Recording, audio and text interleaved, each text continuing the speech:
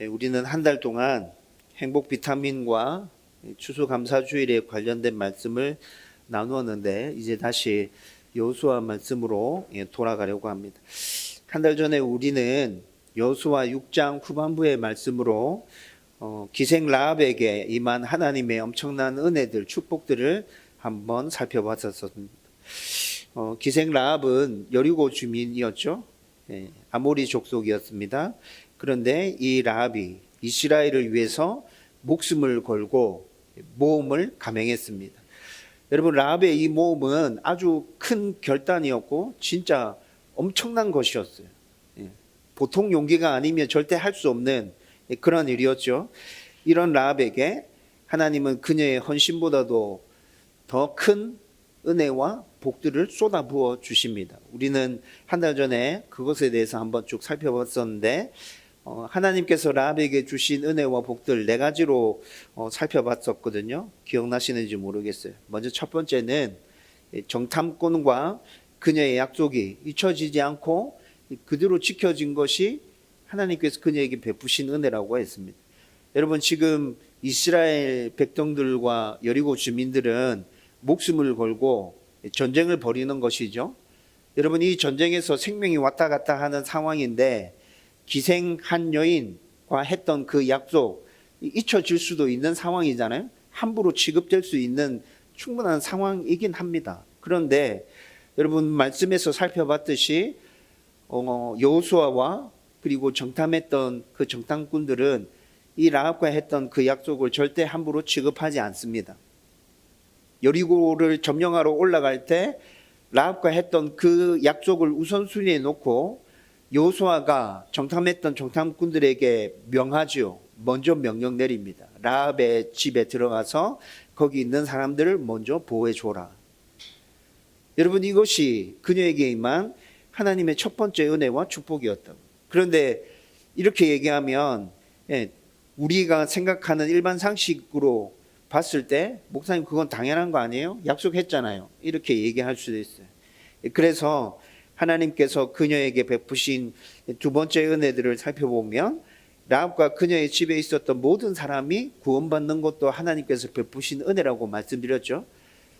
라합이 생명을 걸고 목숨을 담보로 해서 모험을 감행했습니다. 그러면 라합이 구원받는 거 당연한 일이죠. 그리고 조금 더 범위를 넓혀서 라합의 가족들과 친척까지 구원해 주는 거, 그 정도는 아량을 베풀어 줘야죠. 이렇게 생각할 수도 있잖아요. 그런데 우리가 성경 말씀을 확인해 보니까 라합의 가족과 친척뿐만이 아니라 그 집에 피신해 있었던 모든 사람들을 하나님께서 구원해 주시죠. 아니, 그녀의 가족과 친척들 뿐만이 아니라 그 집에 피신해 있었던 모든 사람들이 다 구원받는다고요? 이렇게 하면 얘기가 좀 달라지잖아요. 분명히 하나님께서 그녀에게 베푸신 은혜와 복이 많습니다. 그런데도 하나님께서 그 정도 베푸시는 건 하나님이라면 그 정도 해주셔야 되지 않나요? 라고 얘기하는 사람들도 있습니다. 그래서 계속해서 하나님께서 그녀에게 베푸신 축복들을 살펴보면 세 번째로 라합에게 속해서 구원받았던 모든 사람들이 하나님의 백성이라 칭함받는 은혜까지 베풀어 주시죠. 여러분, 그냥 구원받는 것과 하나님의 백성으로 칭해지는 것은 이 차원이 완전 다른 문제라고 그랬죠. 하나님의 백성이 된다는 건 어떤 의미예요? 하나님의 유업을 이어받을 수 있는 상속자가 된다는 의미입니다. 여러분, 라합의 집에 피신해 있었던 모든 사람들이 구원받는 것만 해도 참 놀라운 축복이었는데 거기서 머물지 않고 하나님의 상속자로, 하나님의 유산을 이어받을 상속자로 하나님의 백성으로 받아들여진다는 건 하나님께서 거기까지 은혜를 베푸신다고요? 그건 좀 놀라운데요. 분명히 이렇게 반응할 수 있을 거예요. 그런데 라합에게 임하는 축복은 여기서 끝나지 않고 네 번째로 이어지죠. 네 번째, 라합의 이름이 예수님의 족보에 올라가는 은혜와 복을 누리게 됩니다. 라합이 이렇게 구원받고 난 다음에 그때 여리고성을 정탐했던 유다 지파 살몬과 결혼하게 됩니다. 기생인 여인이 정상적인 가정을 꾸리는 것 자체가 진짜 놀라운 일이죠. 그런데 그렇게 살몬과 결혼해서 보아스를 낳습니다. 보아스는 룻과 결혼해서 오벳을 낳고, 오벳은 이새를 낳고, 이새는 다윗을 낳죠. 여러분, 이 족보가 마태복음 1장에 기록되어져 있는 예수님의 족보상에 나타나는 간단한 부분을 제가 지금 여러분들에게 언급해 드렸습니다. 제가 지금 말씀해 드린 그 족보만 따라 올라가 보면 라합은 다윗 왕의 고조 할머니인 것입니다. 여러분, 아모리 족속이며 하나님께서 멸망시켜라, 절대 살려두지 마라 말씀하신 그 가나안 족속 중에 하나, 아모리 족속이며 기생인 그 여인 라합이 구원받는 것에서 그치지 않고 그녀의 가족들이 구원받는 것, 그리고 하나님의 백성으로 받아들여지는 것에서 그치지 않고 예수님의 족보에 이름을 올릴 수 있는 것 자체는 저와 여러분들의 상상을 초월하는 일 아닙니까? 어떻게 하나님께서 이 여인에게 이런 은혜까지 베푸시는 것이죠? 여러분, 이것이 하나님의 일을 위하여 헌신한 자에게 하나님께서 베푸시는 은혜와 축복입니다. 우리의 상상을 초월하는 것이죠. 저와 여러분들이 하나님의 교회를 위해서, 하나님의 나라를 위해서 헌신할 때 하나님은 우리의 헌신을 절대 모른다 말씀하시지 않습니다. 우리가 헌신하는 것보다 몇십 배, 몇백 배, 몇천 배의 은혜를 베푸시면서 내가 너를 꼭 붙들고 너와 함께 하고 있는 것 기필코 세상 사람들 가운데 반드시 드러내고 말 테야, 하나님께서 이렇게 작정해서 은혜를 베풀어 주신다고. 저와 여러분들이 이 세상에 살아가면서 이런 은혜를 이런 복을 누릴 수 있기를 주님의 이름으로 축원드립니다. 여러분, 이제 오늘은 아이성 전투를 살펴보면서 하나님께서 우리에게 주시는 교훈을 한번 찾아보려고 합니다. 여러분, 오늘 우리가 살펴볼 본문은 7장 전체입니다. 7장 전체인데 이 7장 전체 본문이 너무 길어서 오늘 7장 1절 한 절만 읽었거든요. 그리고 7장의 내용은, 여호수아 7장의 내용은 신앙생활을 좀 오래 하신 분이라면 이 내용이 어떤 것인지 잘 알고 있을 것입니다. 여리고를 점령하고 난 다음에 이스라엘 백성들이 가나안 땅을 정복하기 위해서 두 번째로 전쟁을 벌였던 곳이 아이성이었죠. 그런데 이 아이성에서 패배합니다. 그 패배의 원인이 무엇인지, 그리고 그 원인을 어떻게 해결해 가는지가 여호수아 7장에 나타나 있는 전체 말씀입니다. 그런데 저는 이 7장을, 여호수아 7장을 두 가지 면에서 초점을 맞추고 2주에 걸쳐서 살펴보려고 해요. 그것 중에 오늘 첫 번째 면에 초점을 맞춰서 여러분들과 함께 말씀을 나누려고 합니다. 다음 주에도 똑같이 7장 이 본문을 가지고 다른 포커스를 가지고 말씀을 나눌 것입니다. 여러분, 제가 고등학교 2학년 때 유아 세례를 받고 난 다음에 고등학교 2학년 때 입교를 했거든요. 입교하기 전에 제 모교의 담임 목사님께서 성경 한 번을 꼭 읽고 와라 말씀하셨어요. 그래서 그때부터 성경을 전체적으로 읽는 일들을 시작했습니다. 고등학교 2학년 때 성경을 한 번 읽었고, 또 졸업하기 전에, 고등학교를 졸업하기 전에 성경 한 번 읽어야겠다 해서 그렇게 또 한 번 읽었고, 대학교 들어가서 군생활 하는 중에, 군생활 하면서도 성경을 읽어야지 생각해서 그렇게 두 번을 또 읽었습니다. 졸업하기 전에 한 두 번 정도 더 읽어야지 해서 대학생활 끝날 때까지 한 6번 정도 성경을 읽었던 것 같아요. 그런데 그렇게 성경을 읽어가는 중에 여호수아 7장의 이 본문이 늘 의문으로 저한테 부닥쳐 왔어요. 성경을 이렇게 계속 읽어가면 여호수아 7장을 계속 읽게 되겠죠. 반복해서 읽게 되는데, 제가 성경을 읽을 때마다 반드시 이렇게 탁 부닥치는 본문들이 몇 개가 있었거든요. 이거 왜 이렇지? 이거 읽을 때마다 계속 똑같은 생각이 드는데 이 부분 왜 하나님 이렇게 하셨을까? 라는 생각이 드는 곳이 몇 군데 있었는데, 그 중에 한 곳이 여호수아 7장의 본문이었어요. 여러분, 여호수아 7장 본문 읽을 때마다 제 안에 무슨 생각이 드냐면, 야, 하나님 좀 심하신데?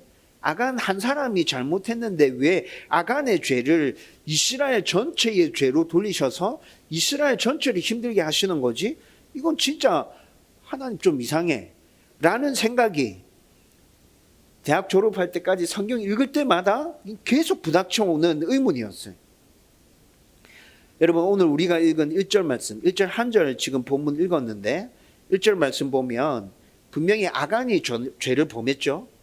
아간이 죄를 범했다고 말씀하고 있습니다. 그런데 그와 함께 1절 말씀에 아간의 죄가 이스라엘의 전체의 죄임을 또 계속해서 얘기해 주고 있습니다.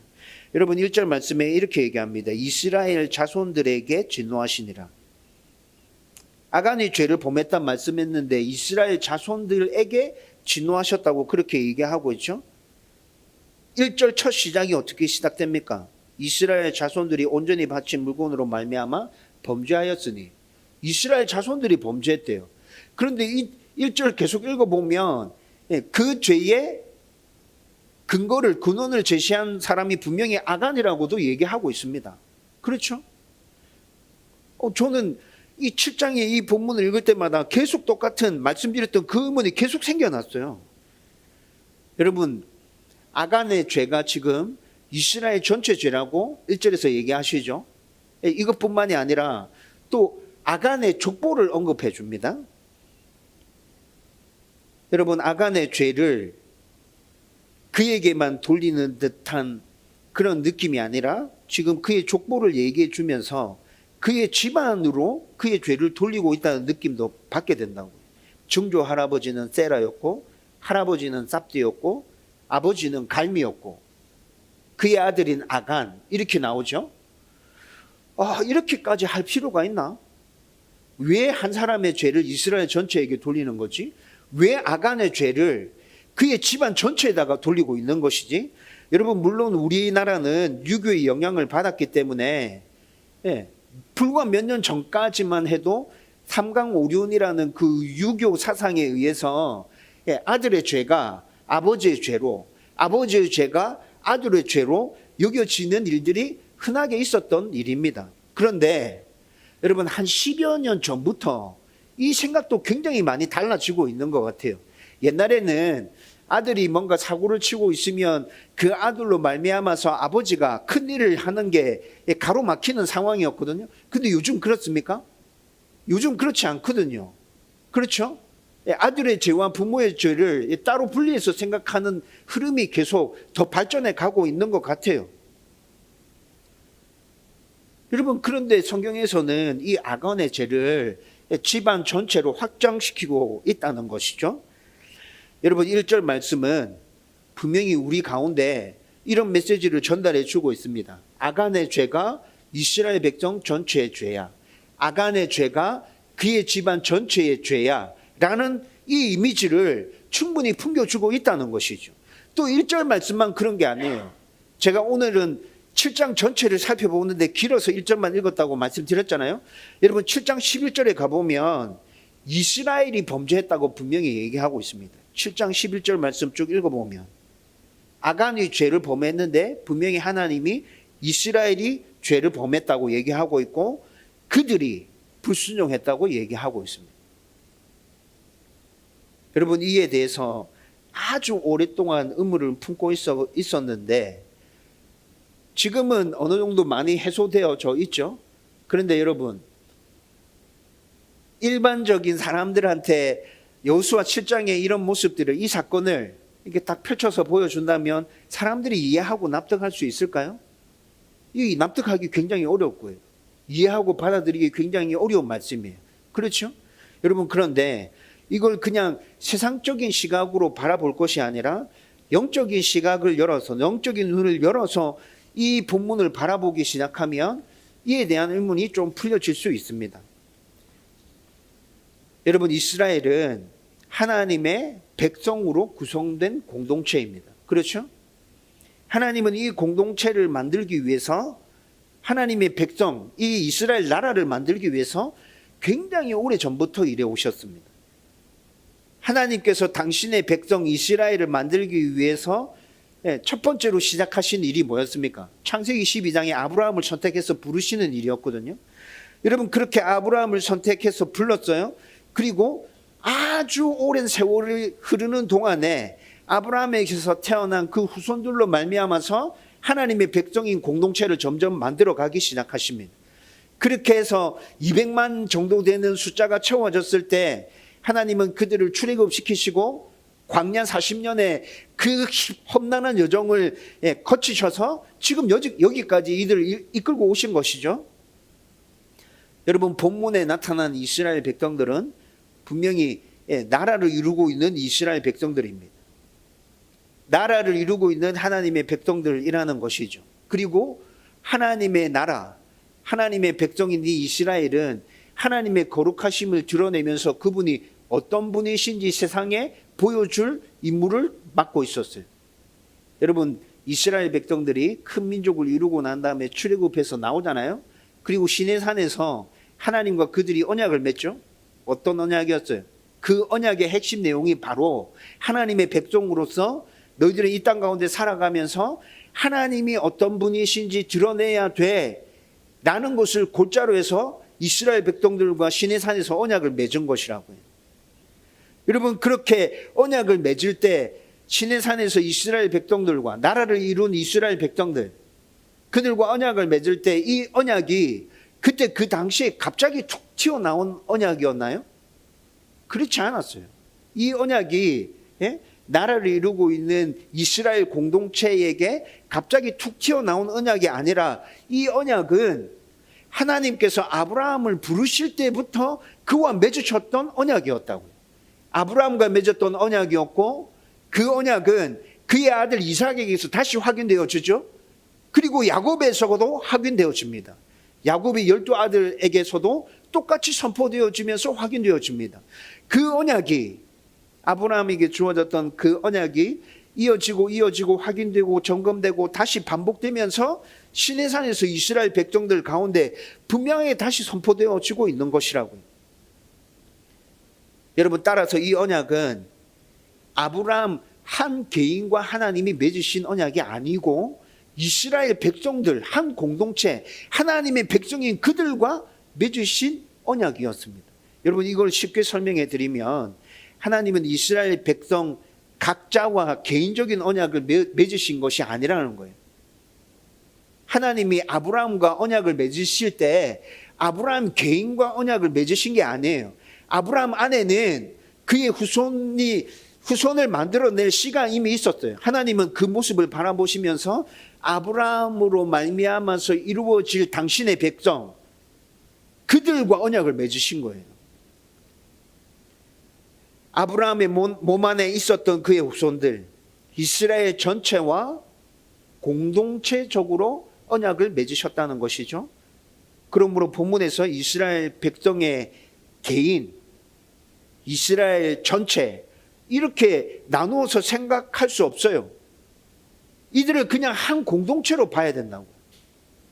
개인 한 사람 떼내서 보면 안 되고 공동체 하나로 그렇게 봐야지 이 본문을 이해할 수 있다는 것입니다.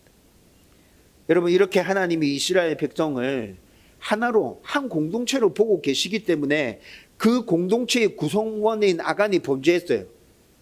이거를 아간의 개인의 죄로 보지 않고 공동체 전체의 죄로 보고 계신다는 것이죠. 여러분, 이제 좀 이해가 되시죠? 왜 아간 한 사람의 죄가 이스라엘 백성 전체의 죄가 되는지. 여러분, 이것은 하나님의 백성이라는 그 개념을 제대로 이해하게 되면 우리는 왜 이렇게 되는지를 이해할 수 있게 됩니다. 그래서 하나님의 백성 전체는 개인을 보호해야 합니다. 하나님의 백성 전체는 하나님의 백성 개개인을 보호해 줘야 돼요. 그리고 하나님의 백성 개개인은 하나님의 백성 전체에 손상이 가지 않도록 힘을 모아서 하나님의 백성 공동체를 잘 세우고 일궈 나가야 한다는 것이죠. 서로 해야 될 역할과 의무가 있다는 것입니다. 여러분, 이 하나님의 백성의 이런 영적인 원리는 이 신약으로 넘어오면 더 분명해지고 그리고 바울을 통해서 더 이해하기 쉽도록 설명되어집니다. 여러분, 바울은 신약으로 넘어와서 하나님의 백성이라는 이 개념을 사람의 몸에 비유해서 설명해 주죠. 고린도전서 12장을 읽어보면 사람의 몸에 비유해서 설명해 줍니다. 여러분, 신약에서 하나님의 백성, 이걸 교회라고 칭하고 있거든요. 구약에서는 하나님의 백성 이스라엘로 하나님의 백성이 어떤 모습으로 살아가야 하는지에 대해서 그 모습을 우리 가운데 보여주셨어요. 근데 신약에 넘어오면 교회를 통해서 하나님은 당신의 백성들이 이 땅 가운데서 어떻게 살아야 하는지에 대해서 보여주고 계신다고요. 그런데 바울이 이 교회를 설명할 때, 하나님의 백성의 교회를 설명할 때 한 몸이며 유기체라고 설명해 주고 있어요. 여러분, 유기체라는 말은 몇 년 전에도 한번 설명해 드렸는데, 유기체라는 말은 아주 쉽게 좁은 의미에서 말하면 살아있는 생물 얘기하는 겁니다. 살아있는 동물이든 뭐 사람이든 살아있는 거, 그걸 유기체라고 얘기하거든요. 저와 여러분들이 지금 살아있잖아요. 그렇죠? 저와 여러분들이 유기체입니다. 그러니까 지금부터 유기체에 대한 설명을 해드릴 건데, 저와 여러분들의 몸을 생각하면서 이 설명을 들으면 훨씬 이해하기 쉬울 거예요. 여러분, 유기체는 형태적으로, 모양적으로 굉장히 다양하게 구성되어져 있습니다. 그리고 유기체는 기능적으로도 굉장히 다양하게 구성되어져 있습니다. 여러분, 우리의 몸을 생각해 보십시오. 우리의 몸에 머리도 있고, 머리에는 눈도, 코도, 입도, 귀도 달려져 있죠. 생긴 모양새가, 형태가 다 달라요. 그렇죠? 우리 몸에는 팔도 있어요. 우리 몸에는 다리도 있어요. 여러분, 생긴 모양이 달라요. 그렇죠? 유기체는 형태적으로 굉장히 다양한 구성을 이루고 있습니다. 기능적으로도 다양한 구성을 이루고 있다고 말씀드렸죠? 여러분, 눈이 하는 역할이 다르고, 코와 입과 귀가 하는 역할이 다 달라요. 손과 발이 하는 역할이 다 달라요. 여러분, 유기체는 이렇게 한 모양으로 딱 만들어져 있는 게 아니라 다 각기 다른 모양을 갖추고 있고, 그리고 각기 다른 모양을 갖추고 있는 그것이 기능도 다 다른, 그렇게 돼 있는 것이 유기체라는 거예요. 그런데 유기체가 이렇게만 돼 있으면 유기체가 될 수 없어요. 형태적으로, 기능적으로 굉장히 다양한 모습을 갖추고 있지만, 또 한편으로는 각 부분들이, 그리고 각 부분과 전체가 하나의 모습을 이루고 있어요. 이게 유기체예요. 여러분, 팔이 떨어져 나가 있나요? 사람 몸에서 팔이 떨어져 나가 있어요? 아니죠. 사람 몸에 붙어 있죠. 우리 몸에 붙어 있어요. 눈, 코, 입, 귀, 다리 전부 다 모양이 다르고 기능이 다르지만 떨어져 나가 있는 게 아니에요. 한 몸에 다 붙어 있다고요. 그리고 각 부분들은 몸 전체와 유기적으로 연합하여서 어떤 일을 담당하고 있어요.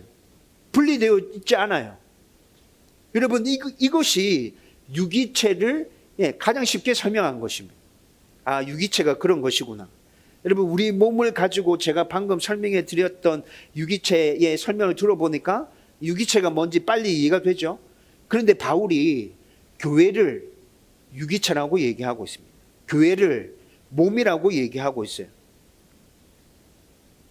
우리의 몸이, 유기체들이 각자 그 기능대로 제대로 잘 움직여야 불편함이 없이 뭔가 자연스럽게 잘 움직이잖아요.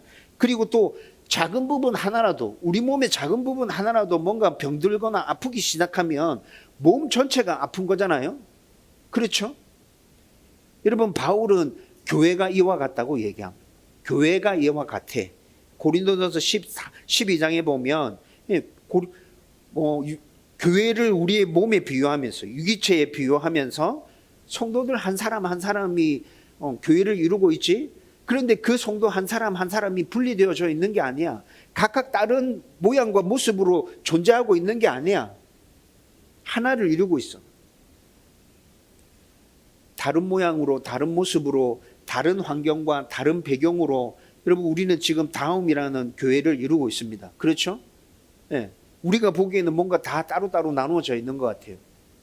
그런데 따로따로 나누어져 있는 게 아니고 한 몸이고 유기체라는 것이죠.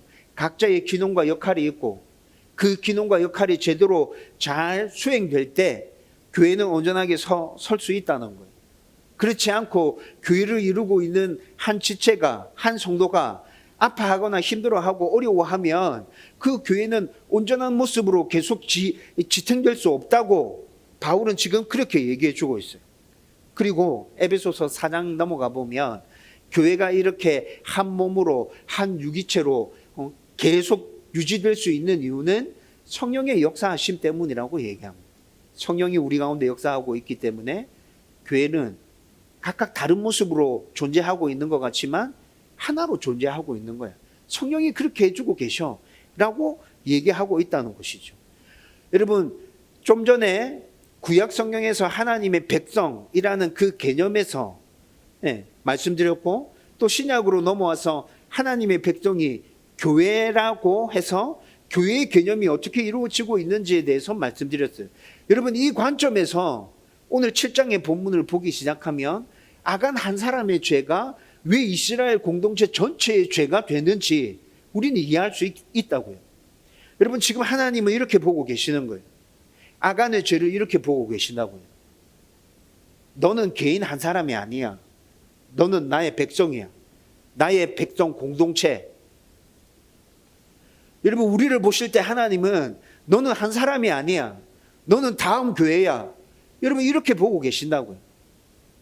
여러분, 그리고 이것뿐만이 아니라 또 하나님께서 아간 한 사람의 죄를 이스라엘 백성 전체의 죄로 돌리는 이유를 하나 더 찾아볼 수 있습니다.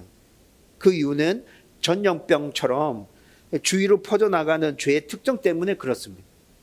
여러분, 한 사람이 죄를 범했지만 이 죄는 아주 급속도로 빠르게 퍼져나가는 특성이 있거든요. 그래서 하나님은 한 사람이 범한 죄를 아주 엄중하고 심각하게 다루시면서 이 경고를 그들에게 던져주고 계시는 것이죠.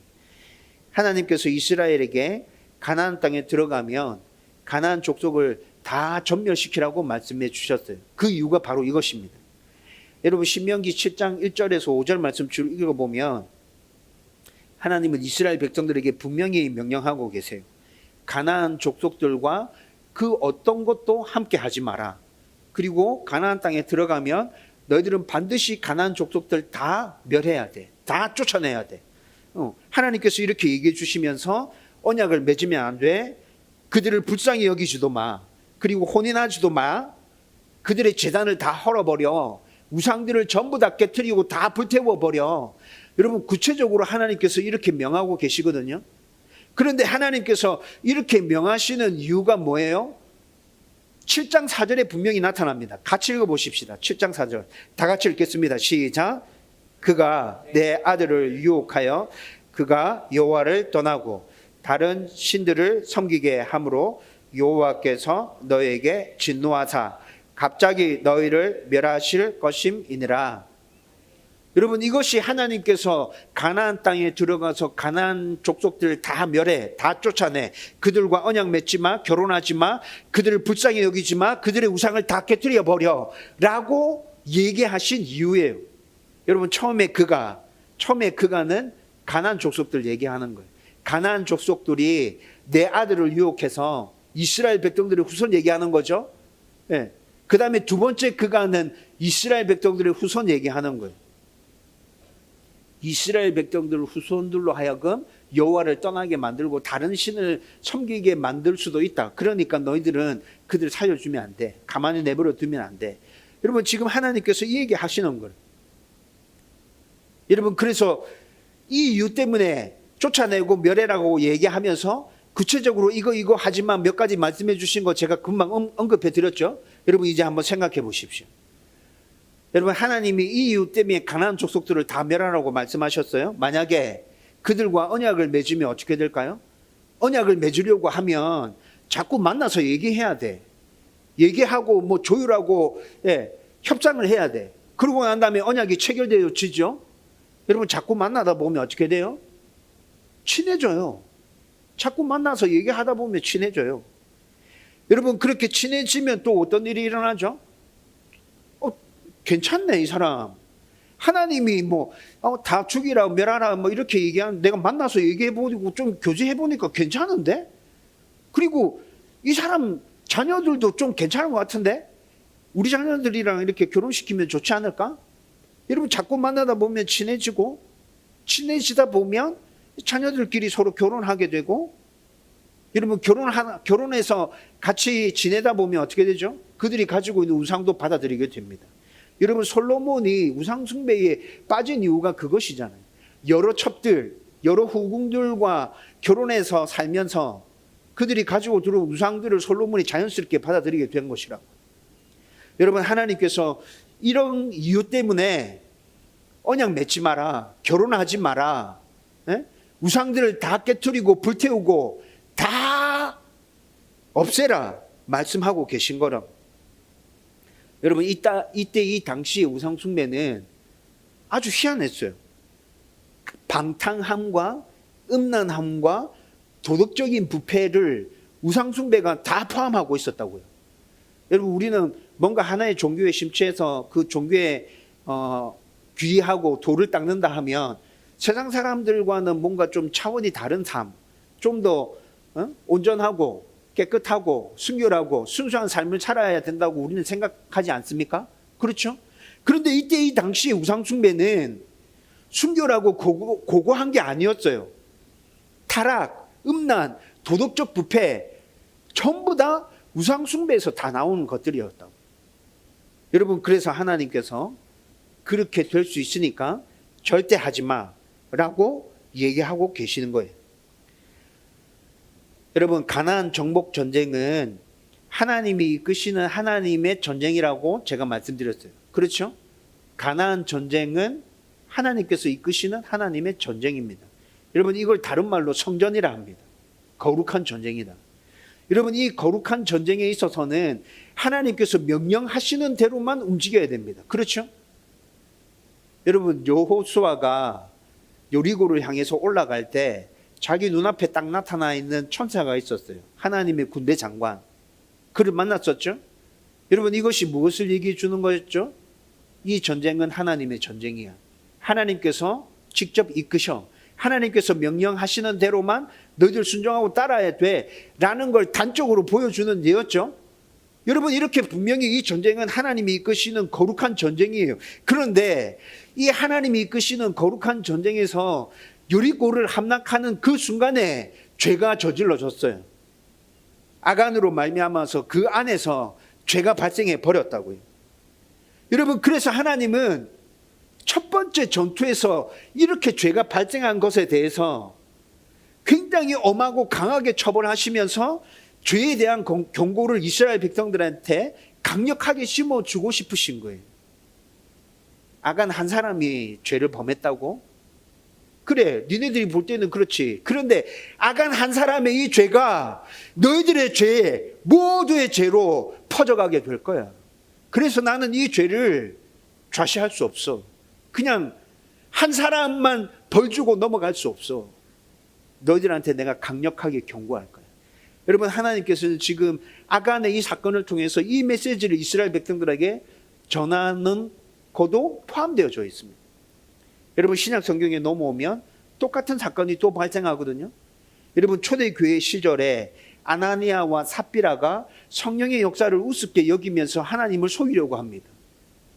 여러분, 아나니아와 삽비라의 그 죄로 말미암아서 이 둘은 단 한순간에 죽음을 맞이하고 예루살렘 교회 전체에 엄청난 경고의 메시지를 전파하죠. 여러분, 똑같은 의미입니다. 가나안 땅을 정복할 첫 번째 전투에서 아간이 범했던 죄, 하나님의 교회가 세워지는 그 첫 순간에 아나니아와 삽비라가 저질렀던 그 죄, 하나님은 그 첫 번째 죄에 대해서 강력한 경고를 선포하기를 원하시고 계시다는 것이죠. 여러분, 이런 이유 때문에 하나님의 백성이라는 그 영적인 의미, 교회에 담겨 있는 그 영적인 의미, 그리고 죄에 대해서 강력하게 경고해 주시려고 하는 하나님의 이 의지 때문에 여호수아 7장에 나타나 있는 이 아간의 죄는 한 사람의 죄로 끝나지 않고 이스라엘 전체 공동체의 죄로 다루어지고 있습니다. 여러분, 이로 인해서 아간이 죄를 저질렀는데 아간 한 사람만 힘든 게 아니라 7장 전체를 읽어보면 이스라엘 백성 전부 다 힘들어져요. 여러분, 여호수아 6장 27절 말씀, 6장의 끝부분을 읽어보면 여리고의 승리로 말미암아서 여호수아의 소문이 가나안 온 땅에 퍼져갔더라고 얘기하고 있습니다. 여러분, 이게 무엇을 의미하는 거예요? 여리고에서 이겼어요? 여호수아에 대한 소문이 가나안 온 땅에 퍼져나갔어요? 이 말은 이스라엘의 사기는 최절정에 이르러 있었고 가나안 주민들은 엄청난 공포에 질려 있었다는 의미인 거죠. 여러분, 요단강을 건널 때부터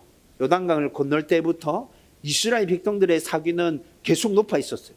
계속 높아 있었고, 그리고 또 여리고를 정복한 이후에 그들의 사기는 진짜 하늘 끝까지 올라가 있었다고요.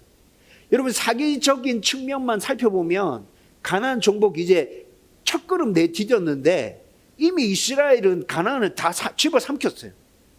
사기로만 놓고 본다면 여리고 정복한 이후에 그들의 사기는 이미 가나안을 다 집어삼키고 있었다고요. 여러분, 그런데 오늘 본문의 5절 말씀 보면 아간의 범죄로 아이성 전투에서 패하고 난 다음에 이스라엘의 상황이 급변했습니다. 여리고를 점령하고 난 다음에 그들의 사기는 최절정에 있었죠. 그런데 아이성 전투에서 패하고 난 다음에 이 상황이 확 뒤집어졌어요. 여러분, 여기서 또 우리의 상상력을 발휘해서 잘 살펴볼 필요가 있습니다. 잘 생각해 볼 필요가 있습니다. 여러분, 말이 아이성에서 패한 것이지 진짜 패한 게 맞습니까? 이스라엘 백성들 아이성 전투를 위해서 몇 명의 군사가 올라갔죠? 3,000명의 군사가 올라갔습니다. 3,000명의 군사가 올라가서 지금 전사자 수는 몇 명이에요? 7장 쭉 읽어보세요. 36명 전사했어요. 3,000명이 올라가서 36명이 전사했습니다. 여러분, 저는 이 본문을 읽으면서 이렇게 생각했던 적도 있습니다. 이스라엘 백성들이 제대로 전쟁한 거 맞나 지금? 3,000명이 올라가서 36명이 전사하고 도망쳐 내려왔어요. 아니, 이 사람들이 지금 제대로 붙어보기나 한 게 맞아? 여러분, 제대로 붙어서 패한 게 맞다고 칩시다. 제대로 붙어서 패한 게 맞아요. 그런데 이스라엘 백성들이 전투에 나갈 수 있는 숫자로 계수한 수는 얼마입니까? 민수기 26장 60만이 넘었어요. 이스라엘 백성들이 전투에 참가할 수 있는 장정의 숫자를 계수했을 때 60만 명이 넘었다고요. 그런데 지금 아이성 전투에 몇 명이 갔어요? 3,000명이 갔어요. 뒤에는 몇 명 남아있어요? 59만 7천 명 남아있어요. 여러분, 그렇다면 여러분들이 아이성 전투를 이끌고 있는 장수라면 어떻게 할 것 같습니까? 제가 장수였다면 저는 3,000명 올려보냈는데 36명 전사하고 그렇게 패해서 돌아왔어요. 야, 우리 60만 다 가자. 전부 다 올라가. 돌격 앞으로. 여러분, 60만이 다 올라가면 이내 전술만 해도 아이성 밀어버릴 수 있지 않을까요? 저는 그런 생각이 들었거든요. 야, 그런데 지금 이거 패했다고 이렇게 하고 있나? 좀 이상한데? 반대로도 생각해 볼 수 있을 것 같아요. 여러분, 여리고에서 승리를 거뒀죠? 제가 좀 전에 말씀드렸잖아요. 이스라엘 백성들의 사기는 최절정에 도달해 있었어요. 그런데 여리고보다도 훨씬 더 못했던 그 아이성에서 3,000명 올라가면 충분하다고 생각했는데 36명 전사하고 도망쳐 왔어요. 여러분, 반대로 생각해 보면 여리고에서 절정에 달았던 그 사기가 아이성 전투의 이 조그마한 패부로 인해서 단번에 곤두박질 칠 수 있겠구나 라는 생각도 들기도 합니다. 여러분, 그래서 5절 말씀에 보면 여러분 뭐라 얘기합니까? 백성들의 마음이 녹아서 물같이 되었더라고 얘기하고 있습니다. 여러분, 이 말씀 읽으면서 어떤 생각이 떠오르시죠? 백성들의 마음이 녹아서 물같이 되었더라. 여러분, 저는 여리고 성에 있었던 그 주민들의 모습이 떠올랐어요. 여호수아 1장 9절 11절 여리고에 있던 백성들이 이스라엘 백성들의 모습을 보면서 간담이 녹았더라 이렇게 얘기했잖아요. 근데 여러분 5절에 7장 5절에 이스라엘 백성들의 이 모습을 보면서 여리고 백성의 모습이 떠올랐다고. 이스라엘 백성들이 요단강을 건너고 난 이후에는 5장 1절의 말씀에 보면 그들의 간담이 녹았어요. 두려웠어요. 그래서 여리고 성 안으로 들어가서 꼭꼭 성문을 걸어 잠궜어요. 여러분, 이런 모습들이 오버랩 됐다고요. 오버랩. 이 상황을 사람들의 관점으로, 병법으로 다시 한 번 더 생각해 보십시오. 이거 굉장히 심각한 상황입니다. 여러분, 아이성은 가나안의 한가운데 위치한 성입니다. 지도 보이죠? 네, 아이성은 가나안의 한가운데 위치한 성입니다. 따라서 가나안 북쪽과 남쪽에 위치한 민족들이 한꺼번에 이스라엘 백성들을 공격하기 시작하면 이들은 지금 가운데 끼어 있는 상황이에요. 중간에 딱 끼어 있는 상황.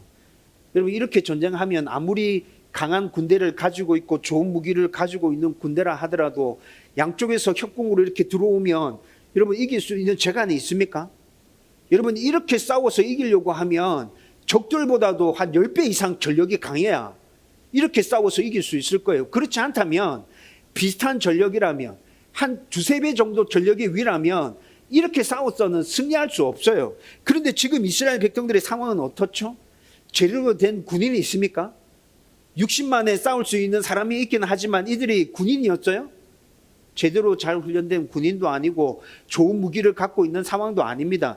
그냥 하나님의 인도하심에 따라서 하나님의 능력만 믿고 가나안 정복 전쟁을 펼치고 있는 중이라고요.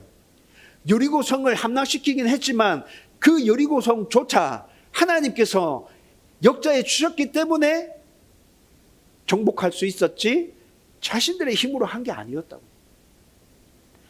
아이성을 공격할 때도 이스라엘 백성들은 하나님을 의지하고 있었어요. 그런데 아이성에서 여지없이 패했어요. 하나님이 우리와 함께 하지 않는구나 라는 생각이 들었을 거예요. 여러분, 하나님이 함께 하지 않는 이스라엘 백성들 가나안 땅 정복 전쟁 할 수 있습니까? 못한다고요. 여러분, 이런 상황이었기 때문에 이스라엘 백성들이 한순간에 그들의 마음이 무너져 내리는 거죠. 그런데 이 모든 일의 원인이 누구로부터 시작된 거예요? 아간으로부터 시작된 거예요. 이 모든 일의 원인이 바로 아간, 그 한 사람으로부터 시작되었고 그 한 사람의 죄가 이렇게 이스라엘 전체를 집어삼키고 있다는 것입니다. 여러분, 오늘 이 말씀을 통해서 교회는 한 몸이라는 사실을 우리는 다시 강하게 붙들어야 합니다. 여러분, 우리는 절대 나눠질 수 없습니다. 우리는 각각 개개인이 아닙니다. 그런데 이 시대 성도들의 문제 중 하나는 너무 개인주의적인 신앙에 빠져 있다는 겁니다. 나와 우리 가족들만 하나님의 은혜 가운데서 복받으며 살면 되지. 난 다른 사람들 잘 모르겠어. 교회 전체적으로 하는 일들은 난 잘 모르겠어. 다른 성도들이 아파하고 힘들어하는 것에 관심 가지려 하지 않습니다. 교회 전체적으로 하는 사역에 있어서 잘 동참하지 하려 않습니다. 여러분, 큰 교회에서 신앙생활하는, 대형교회에서 신앙생활하는 사람들의 60%, 70%가 이런 생각을 가지고 그냥 편하게 신앙생활하고 있습니다. 나만 예배 잘 드리면 되지. 교회 전체적으로 뭘 하고 성도들한테 관심 가지고 귀찮게 왜 그렇게 하는데. 여러분, 하지만 하나님의 백성, 교회는 개인적인 신앙만으로 건강하고 온전하게 유지되지 않습니다. 우리는 한 몸입니다. 오늘 아간의 사건을 보면서 교회는 한 몸이구나. 하나님의 백성은 하나의 공동체구나. 여러분, 이걸 우리는 깊이 각인시키고 새롭게 깨달아야 한다는 것이죠. 그래서 사도 바울은 로마서 12장 15절에 이렇게 얘기합니다. 함께 우는 자들과 울고 함께 우는 자들과 기뻐해라. 함께 자라고 함께 성장하고 함께 기뻐하고 함께 웃고 함께 아파하고 함께 슬퍼하고. 바울은 이것이 교회라고 얘기합니다. 이것이 교회야. 그래서 고린도후서 11장 29절에 가보면 바울이 자기 자신도 이렇게 했다고 얘기합니다. 누가 약할 때 나도 약했다. 교회 안에 성도 중에 누가 약한 모습으로 있을 때 나도 그와 함께 약해져 있었어. 누가 실족해서 힘들어하고 아파하고 있을 때 내 가슴도 내 마음도 갈갈이 다 찢어져 있었어. 여러분, 바울이 이렇게 얘기한다고요. 이것이 교회라고요. 하나님 백성과 교회가 한 몸이며 유기체라는 것을 이해할 때 이런 신앙생활이 가능하게 되는 것이죠. 그리고 이런 교회만이 지역을 새롭게 바꾸고 하나님 나라를 굳건하게 세워갈 수 있을 것입니다. 저와 여러분이 한 몸이며 유기체로 신앙생활을 하고 있다는 것, 오늘 아간의 이 범죄를 통해서 우리가 다시 새롭게 깨닫고 그것을 가슴에 새롭게 새길 수 있기를 주님의 이름으로 축원드립니다. 여러분, 이제 말씀을 정리하려고 합니다. 여러분, 아주 진지하게 여러분들에게 묻고 싶습니다. 다른 성도들에게 관심이 있습니까? 지금 우리 교회 성도들, 우리 교회 아니고 타 교회 성도들에 대한 관심이 아니라 지금 여기 안에서 함께 신앙생활을 하고 있는 우리 성도들에 대한 관심이 있느냐고요. 교회의 사역과 교회에서 하려고 하는 일에 대한 관심을 가지고 있습니까? 참여하고 헌신해야겠구나라는 생각을 가지고 있습니까? 예배만 드리면서 그냥 편하게 신앙생활을 하고 그냥 그렇게 잘 지내면 되지라고 생각하고 있지는 않은지 여러분들 개개인을 지금 돌아봐야 돼요. 오늘 아간의 이 모습을 보면서 진짜 여러분들의 개개인의 모습을 돌아봐야 한다고요. 좋은 교회는, 건강한 교회는, 하나님이 주인이신 교회는 모든 성도가 한 몸임을 기억하고 서로 사랑해주고 서로 배려해주고 서로 이해해주고 세워주고 함께 아파하고 함께 슬퍼하고 함께 즐거워하는 그 교회가 진짜 좋은 교회입니다. 우리 교회가 이렇게 서야 이 지역을 감당할 수 있게 될 겁니다. 우리 안에 이런 모습이 나타나지 않는데 주동을 감당할 거라고요? 아니요. 절대 그런 일이 일어나지 않습니다. 우리 안에 그런 모습이 먼저 있을 때 주동을 감당하고 영혼을 감당하고 신앙을 감당하고 난문과 지사를 감당하는 지역을 바꾸는 교회로, 하나님의 교회로 설 수 있을 것입니다. 저는 저와 여러분들이 이 생각을 분명하게 했으면 좋겠어요. 한 몸, 한 유기체, 절대 따로 나눌 수 없어. 우리는 함께 자라가야 돼. 함께 세워져 가야 돼. 라는 이 생각을 가지고 저와 여러분들이 이 다음 교회를 더욱더 굳건하게 세워갈 수 있기를 주님의 이름으로 축원드립니다.